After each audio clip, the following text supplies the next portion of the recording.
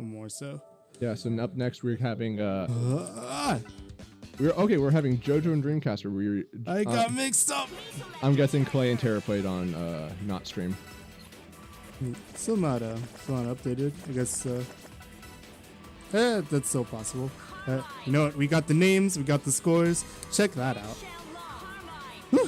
Okay. Yeah, okay, so we on losers actually.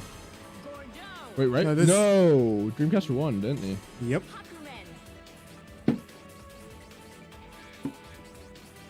Forgot about that. We got the reverse 30. Alright, so Jojo versus DreamCaster.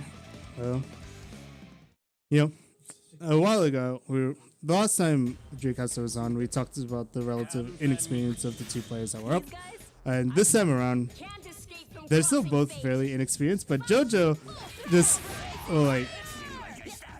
even without the lap time, Jojo just doesn't care. He's able to make so much more work with the limited amount of time that he gets with this game. Which, once again, brings us back to this point. Look at how much stuff Jojo is able to do with his team versus... really, this is just a round that really got out of hand for DreamCaster. What DreamCaster really needs to do is block. Block and play patiently. See, right there, he was just throwing out the normals when he really didn't need to. And at that situation, he just needed to play back again. He's playing way too aggressively against Jojo, who has a lot of range. He has this Carmine. He has the hitboxes all up on him. And even if you get past the Carmine, you bring in the Hakumen. If you're pressing buttons against Jojo's Hakumen, you best believe you're about to eat every single counter under the sun. Can't escape from crossing fate. Then it would work out more and more in DreamCaster's favor to be this aggressive if he had just a little bit more knowledge of how his team can play that aggressive, you know? Oh, DP's through the DP. You know, the last time I was talking that good mess about DreamCaster's knowledge of the game, he brought it back. So let's see if he's able to do it again. He's already done a little bit more than he did last game, but again, just a round that's really gone away from him. EX Grim Reaper into just a blood spike. What in the world, Joe? Yeah.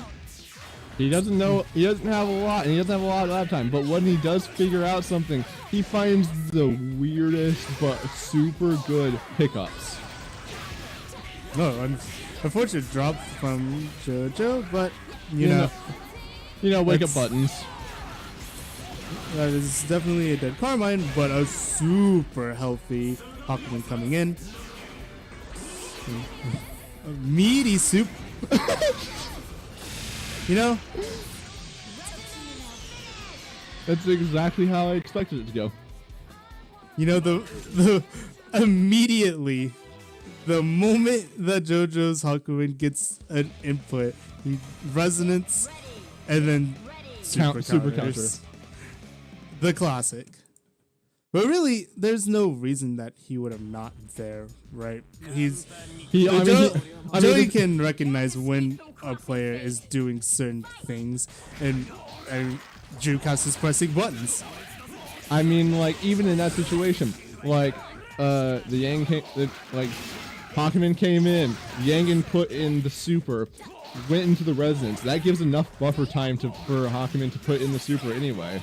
So honestly, in any situation, that was just a bad decision to decide to put in that super on DreamCaster's part. Well, it's probably just a bad decision in general, right? Like, that wins out in one situation, like two situations. When your opponent is holding forward after resonance, or when they're mashing like their face is just on the stick. But that wasn't. And it's dead. 2 super counters. Big buttons on Jojo's part. Really just big buttons, big Hakumen buttons, big and aerials. Hakumen things. And that's a 3-0. And, you know, not to take everything away from DreamCaster, right? I think he has good ideas of what to do. Like, you know, the super was not the right answer, right? But, you know, trying to put the Hakumen in an awkward situation after that immediate resonance while he was so up close, that's an okay idea. You could do something with it.